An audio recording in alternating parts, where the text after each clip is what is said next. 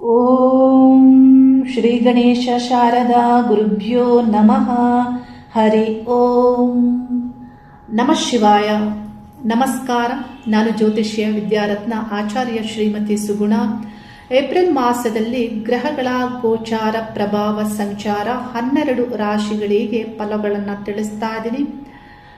ಗ್ರಹಗಳಲ್ಲಿಯೇ ಮುಖ್ಯ ಗ್ರಹವಾದಂತಹ ಸೂರ್ಯ ಗ್ರಹ ಮೀನರಾಶಿಯಲ್ಲಿ ಮೇಷರಾಶಿಯಲ್ಲಿ ಸಂಚಾರ ಮಾಡಲಿದ್ದು, ಚೈತನ್ಯ ಗ್ರಹ ಬೆಳಕಿನ ಗ್ರಹ ಮೇಷರಾಶಿ ಉಚ್ಚ ಸ್ಥಾನವನ್ನು ಪ್ರವೇಶ ಮಾಡ್ತಾ ಇರುವುದು ಈ ಮಾಸದಲ್ಲಿ ವಿಶೇಷ ಆಗಿದೆ.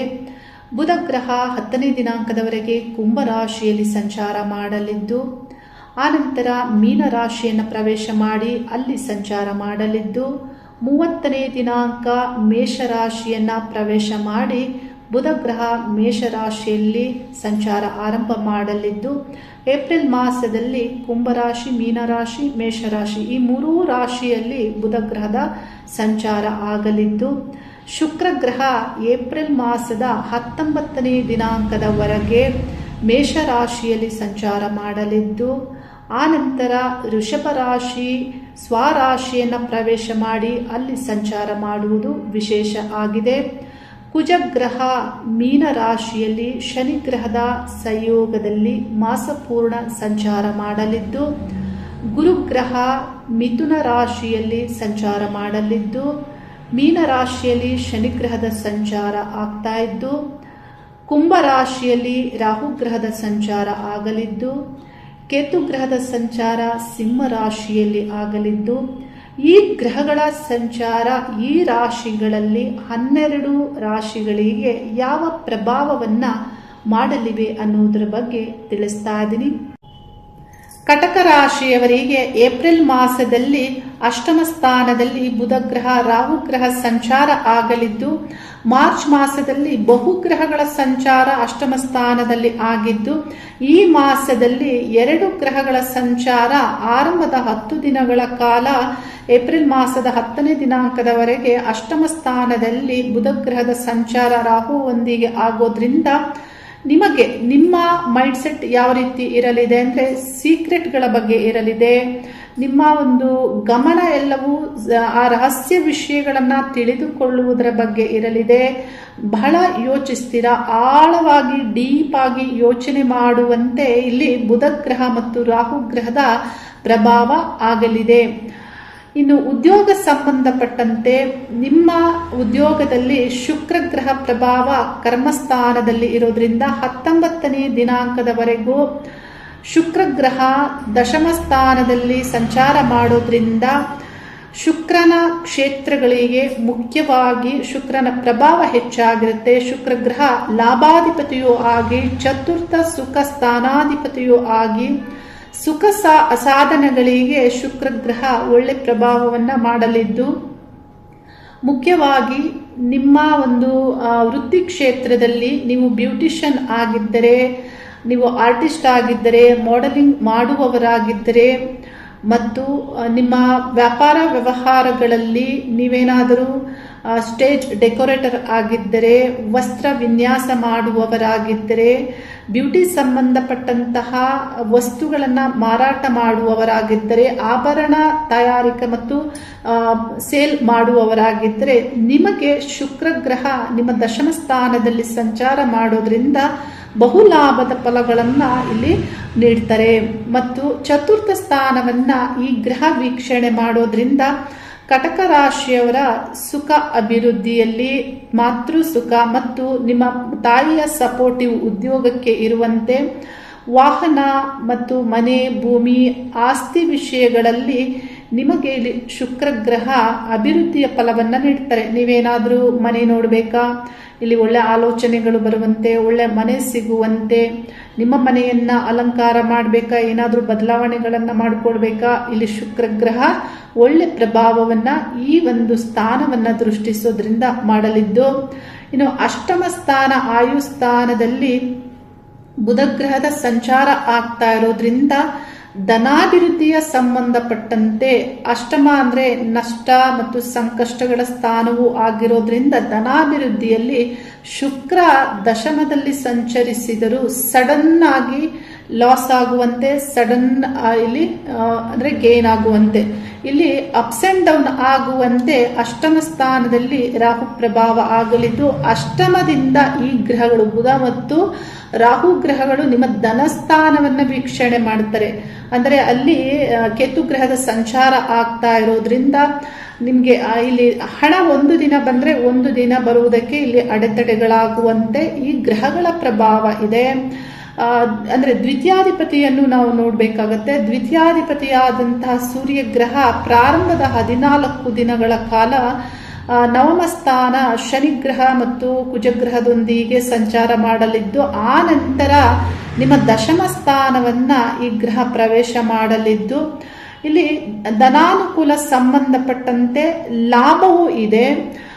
ಶುಕ್ರ ಮತ್ತು ಇಲ್ಲಿ ಸೂರ್ಯ ಗ್ರಹಗಳು ದಶಮದಲ್ಲಿ ಸಂಚಾರ ಮಾಡೋದ್ರಿಂದ. ಆದರೆ ಇಲ್ಲಿ ನೀವೇನಾದರೂ ಹೆಚ್ಚು ಇನ್ವೆಸ್ಟ್ಮೆಂಟ್ ಮಾಡಿದರೆ ಸಡನ್ ಆಗಿ ಬರಬಹುದಾದಂತಹ ಹಣ, ಅಂದ್ರೆ ಸಡನ್ ಆಗಿ ಲಾಸ್ ಆಗಬಹುದಾದಂತಹ ಹಣ, ಅಂದ್ರೆ ಇಲ್ಲಿ ರಾಹು ಕೇತು ಗ್ರಹಗಳು ರಹಸ್ಯ ಗ್ರಹಗಳು. ಈ ಗ್ರಹಗಳು ಇಲ್ಲಿ ಹೇಗೆ ಹಣ ಬರುತ್ತೆ ಹೇಗೆ ಹಣ ಹೋಗುತ್ತೆ ಅನ್ನೋದೇ ಗೊತ್ತಾಗೋದಿಲ್ಲ, ಆ ಥರ ಪ್ರಭಾವವನ್ನು ಮಾಡ್ತಾರೆ. ಅಂತ ಇನ್ವೆಸ್ಟ್ಮೆಂಟ್ ಮಾಡುವಂತಿದ್ರೆ ಸ್ವಲ್ಪ ನೀವು ಅವಾಯ್ಡ್ ಮಾಡಬೇಕಾಗತ್ತೆ. ಏಕೆಂದ್ರೆ ಮೇ ಮಾಸದಲ್ಲಿ ಮತ್ತು ಜೂನ್ ಮಾಸದಲ್ಲಿ ಇತರ ಗ್ರಹಗಳ ಸಂಚಾರದಲ್ಲಿ ಮತ್ತಷ್ಟು ಒಳ್ಳೆ ಫಲಗಳನ್ನು ನೀವು ಪಡೆದುಕೊಳ್ತೀರಾ.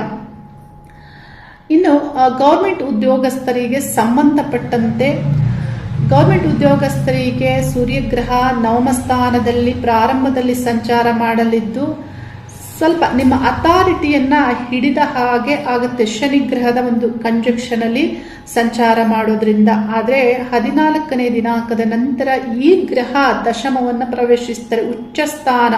ನಿಮ್ಮ ದಶಮವು ಸೂರ್ಯಗ್ರಹಕ್ಕೆ ಉಚ್ಚ ಸ್ಥಾನ, ಹೈಯರ್ ಅಥಾರಿಟಿ ಸಂಬಂಧಪಟ್ಟಂತಹ ವ್ಯಕ್ತಿಗಳು ನೀವಾಗಿದ್ದರೆ, ರಾಜಕೀಯ ವ್ಯಕ್ತಿಗಳು ಮತ್ತು ಅಧಿಕಾರ ಯೋಗದಲ್ಲಿ ನೀವಿರುವವರಾಗಿದ್ದರೆ ಸೂರ್ಯಗ್ರಹ ಒಳ್ಳೆಯ ಫಲವನ್ನ ನೀಡ್ತಾರೆ. ಒಳ್ಳೆಯ ಅಥಾರಿಟಿಯಿಂದ ನೀವು ಕಾರ್ಯಗಳನ್ನು ಮಾಡುವಂತೆ, ನಿರ್ಧಾರಗಳನ್ನು ಕೈಗೊಳ್ಳುವಂತೆ, ಅಧಿಕಾರವನ್ನ ನಡೆಸುವಂತೆ ಇಲ್ಲಿ ಸೂರ್ಯಗ್ರಹ ಒಳ್ಳೆ ಪ್ರಭಾವವನ್ನು ಮಾಡಲಿದ್ದು, ಈ 2-3 ತಿಂಗಳಲ್ಲಿ ಸೂರ್ಯಗ್ರಹದ ಸಂಚಾರ ಬಹಳಷ್ಟು ನಿಮ್ಮ ಅಧಿಕಾರ ಸಂಬಂಧಪಟ್ಟಂತೆ ಸಮಸ್ಯೆಗಳನ್ನ ನೀವು ಎದುರಿಸ್ತಾ ಇರ್ತೀರಾ.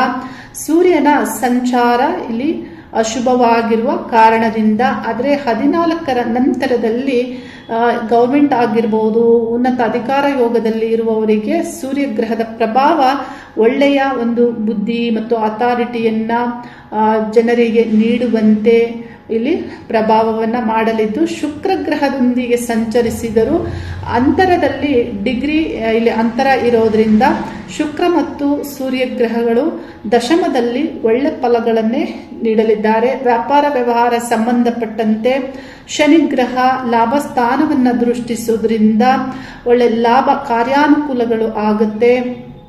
ಆದರೆ ಸಕ್ಸಸ್ಗೆ ಸ್ವಲ್ಪ ಡಿಲೇ ಆಗುತ್ತೆ. ಯಾಕೆಂದ್ರೆ ನಿಮ್ಮ ದಶಮ ಸ್ಥಾನಾಧಿಪತಿ ಕುಜ ಶನಿ ಗ್ರಹದ ಒಂದು ಸಂಬಂಧದಲ್ಲಿ ಇರೋದ್ರಿಂದ ಡಿಲೇ ಆದ ನಂತರ ನಿಮಗೆ ಸಕ್ಸಸ್ ಸಿಗುವಂತೆ ಇಲ್ಲಿ ಪ್ರಭಾವ ಆಗುತ್ತೆ.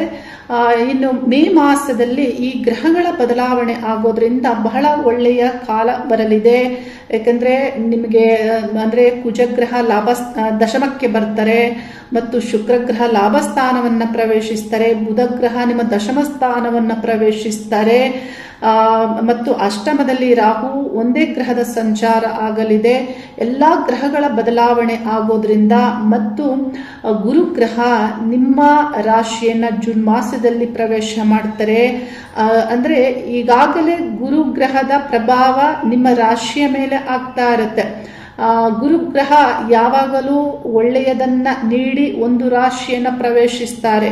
ನೋಡಿ, ಗುರುಗ್ರಹ ಷಷ್ಠಾಧಿಪತಿಯಾಗಿ ಷಷ್ಠ ಸ್ಥಾನವನ್ನ ದೃಷ್ಟಿಸೋದ್ರಿಂದ ಸೇವಾ ವೃತ್ತಿಯನ್ನ ಮಾಡುವವರಿಗೆ, ಒಬ್ಬರ ಕೈ ಕೆಳಗೆ ಕೆಲಸ ಮಾಡುವವರಿಗೆ ಹೆಚ್ಚಿನ ಸಮಸ್ಯೆಗಳಿಲ್ಲ.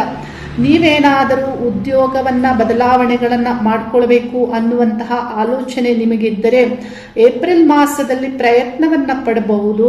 ಆದರೂ ನಿಮಗೆ ಏನಾದರೂ ಕೆಲವು ಅಡೆತಡೆಗಳು ಆಗ್ತಾ ಇರುತ್ತೆ. ಆದರೆ ಮೇ ಮಾಸದಲ್ಲಿ ಒಳ್ಳೆಯ ಅವಕಾಶಗಳು ಮತ್ತೆ ಬರುವಂತೆ, ನಿಮ್ಮ ಉದ್ಯೋಗ ಬದಲಾವಣೆಗೆ ಒಳ್ಳೆ ಕಾಲವು ಇಲ್ಲಿ ಪ್ರಾರಂಭ ಆಗುವಂತೆ, ಕುಜಗ್ರಹ ನಿಮ್ಮ ಕರ್ಮಸ್ಥಾನವನ್ನು ಪ್ರವೇಶ ಮಾಡೋದ್ರಿಂದ ನೀವು ಒಳ್ಳೆ ಅವಕಾಶಗಳನ್ನು ಪಡೆದುಕೊಳ್ತೀರಾ. ಗುರು ನಿಮ್ಮ ಜನ್ಮರಾಶಿಯನ್ನು ಪ್ರವೇಶಿಸೋದ್ರಿಂದ ಮತ್ತಷ್ಟು ಒಳ್ಳೆ ಅವಕಾಶಗಳನ್ನು ಪಡೆದುಕೊಳ್ತೀರಾ. ಪತಿ ಪತ್ನಿ ಕುಟುಂಬ ಸಂಬಂಧಪಟ್ಟಂತೆ ದ್ವಿತೀಯ ಸ್ಥಾನದಲ್ಲಿ ಕೇತು ಗ್ರಹ, ಅಷ್ಟಮದಲ್ಲಿ ರಾಹು ಗ್ರಹ. ಈ ಗ್ರಹಗಳ ಸಂಚಾರ ಕುಟುಂಬದಲ್ಲಿ ಸಮಸ್ಯೆಗಳು ಬೇಸರ ಇರುವುದನ್ನೇ ಈ ಗ್ರಹಗಳು ಪ್ರಭಾವವನ್ನು ಮಾಡ್ತಾರೆ. ತಂದೆ ಮಕ್ಕಳ ಸಂಬಂಧದಲ್ಲಿ ಸಂಘರ್ಷಗಳಾಗಬಹುದು. ಯಾಕೆಂದ್ರೆ ಪಂಚಮಾಧಿಪತಿಯಾದಂತಹ ಕುಜಗ್ರಹ ಸೂರ್ಯಗ್ರಹದೊಂದಿಗೆ ಅಂದ್ರೆ ತಂದೆ ಮಕ್ಕಳು ಈ ಗ್ರಹಗಳು ಶನಿ ಗ್ರಹದೊಂದಿಗೆ ನವಮ ಸ್ಥಾನದಲ್ಲಿ ಸಂಚಾರ ಮಾಡೋದ್ರಿಂದ ಏನು ನಿಮ್ಮ ನಡುವೆಯೇ ಭಿನ್ನಾಭಿಪ್ರಾಯಗಳು ಬರುವಂತೆ ಈ ಗ್ರಹಗಳ ಪ್ರಭಾವ ಪ್ರಾರಂಭದ 1-2 ವಾರಗಳ ಕಾಲ ಇರಲಿದೆ. ಕುಜಗ್ರಹ ಮಾಸಪೂರ್ತಿ ಅಲ್ಲೇ ಸಂಚಾರ ಮಾಡೋದ್ರಿಂದ ಅಂದ್ರೆ ಮಕ್ಕಳೊಂದಿಗೆ ಭಿನ್ನಾಭಿಪ್ರಾಯಗಳು ಆಗುವಂತೆ ಇದೆ. ಹಾಗಾಗಿ ಇದನ್ನ ಸರಿಯಾದ ರೀತಿಯಲ್ಲಿ ಕಟಕ ರಾಶಿಯವರು ಮ್ಯಾನೇಜ್ ಮಾಡಿಕೊಡ್ಬೇಕಾಗುತ್ತೆ. ಇನ್ನು ವಿದ್ಯಾರ್ಥಿಗಳಿಗೆ ಪಂಚಮಾಧಿಪತಿಯಾದಂತಹ ಕುಜಗ್ರಹ ನವಮ ಸ್ಥಾನದಲ್ಲಿ ಇರೋದ್ರಿಂದ ಮತ್ತು ಹೈಯರ್ ಎಜುಕೇಶನ್ ಸ್ಥಾನಾಧಿಪತಿಯಾದಂತಹ ಗುರುಗ್ರಹ 12ನೇ ಸ್ಥಾನದಲ್ಲಿ ಇರೋದ್ರಿಂದ ಏಪ್ರಿಲ್ ಮಾಸದಲ್ಲಿ ಸ್ವಲ್ಪ ನಿಮಗೇನಾದರೂ ಡಿಲೇ ಆದರೂ ನಿಮ್ಮ ಇಚ್ಛೆಗೆ ತಕ್ಕಂತೆ ಇಲ್ಲಿ ಅನುಕೂಲಗಳು ಆಗದಿದ್ದರೂ ಮೇ ಮಾಸದಲ್ಲಿ ಅನುಕೂಲ ಆಗುತ್ತೆ. ಒಳ್ಳೆಯ ಕಾಲೇಜ್ ಮತ್ತು ಒಳ್ಳೆಯ ಸಬ್ಜೆಕ್ಟ್ ಆಯ್ಕೆ, ಮುಂದಿನ ವಿದ್ಯಾಭ್ಯಾಸದ ಪ್ರಗತಿ ಈ ವರ್ಷಕ್ಕಿಂತ ಹೆಚ್ಚು ಅನುಕೂಲ ಆಗುವಂತೆ ಈ ಗ್ರಹಗಳ ಪ್ರಭಾವ ಇದೆ. ಇನ್ನುಳಿದಂತೆ ಇಲ್ಲಿ ಕೆಲವು ವಿಷಯಗಳಲ್ಲಿ ಅಶುಭ ಇದ್ದರೂ ಬಹಳಷ್ಟು ವಿಷಯಗಳಲ್ಲಿ ಕಟಕ ರಾಶಿಯವರು ಒಳ್ಳೆ ಫಲಗಳನ್ನೇ ಪಡೆದುಕೊಳ್ತೀರಾ. ಇನ್ನು ಗುರುಗ್ರಹ 1 ವರ್ಷದಿಂದಲೂ 12ನೇ ಸ್ಥಾನದಲ್ಲಿ ಸಂಚಾರ ಮಾಡ್ತಾ ಇರೋದ್ರಿಂದ ಅಧಿಕವಾದಂತಹ ಖರ್ಚುಗಳು ಎಂದಿನಂತೆ ಈ ಮಾಸವು ನಿಮಗೆ ಇರಲಿದೆ.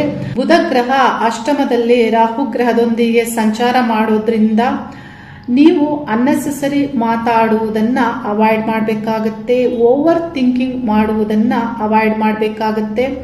ಏಕೆಂದ್ರೆ ಆ ರಹಸ್ಯ ಸ್ಥಾನ ಅಷ್ಟಮ ಸ್ಥಾನವು ಆಗಿರೋದ್ರಿಂದ ಆ ಸ್ಥಾನದಲ್ಲಿ ರಾಹು ಗ್ರಹದೊಂದಿಗೆ ಬುಧ ಗ್ರಹದ ಸಂಚಾರ ಆಗೋದ್ರಿಂದ ಸೀಕ್ರೆಟ್ಗಳ ಬಗ್ಗೆಯೇ ಯೋಚಿಸ್ತೀರಾ, ಡೀಪ್ ಆಗಿ ಯೋಚಿಸ್ತೀರಾ.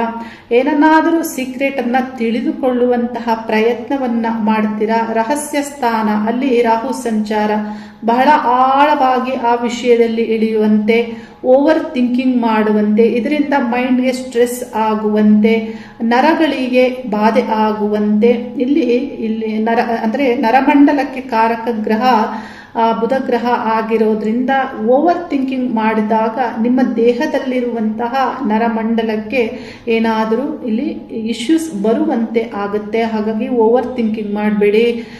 ಮಾತುಗಳನ್ನ ಅನ್ನೆಸೆಸರಿ ಮಾತಾಡೋದನ್ನ ಅವಾಯ್ಡ್ ಮಾಡಿ. ಮತ್ತು ಪರಿಹಾರವಾಗಿ ನೀವು ನಿಮ್ಮ ಜನ್ಮಜಾತಕದ ಪ್ರಕಾರವಾಗಿ ಯಾವ ಭುಕ್ತಿ ಗ್ರಹವು ನಡೀತಾ ಇದೆ, ದಶಾಕಾಲ ಭುಕ್ತಿ ಕಾಲದಲ್ಲಿ ಯಾವ ಗ್ರಹದ ಭುಕ್ತಿ ಕಾಲ ನಡೀತಾ ಇದೆ, ಆ ಭುಕ್ತಿ ಕಾಲಕ್ಕೆ ಸರಿಯಾದಂತಹ ಪರಿಹಾರಗಳನ್ನು ಮಾಡ್ಕೊಳ್ಳಿ.